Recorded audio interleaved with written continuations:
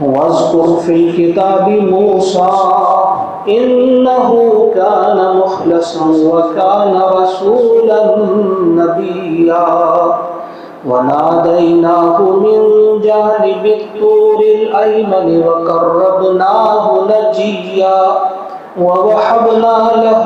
من رحمتنا أخاه هارون نبيا واذكر في الكتاب إسماعيل إنه كان صادق الوعد وكان رسولا نبيا وكان يأمر أهله بالصلاة والزكاة وكان عند ربه مرضيا واذكر في الكتاب إدريس إنه كان صديقا نبيا ورفعناه مكانا عليا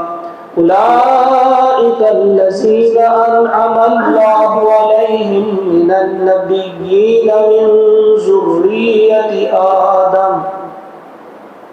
وممن حملنا مع نوح ومن ذرية إبراهيم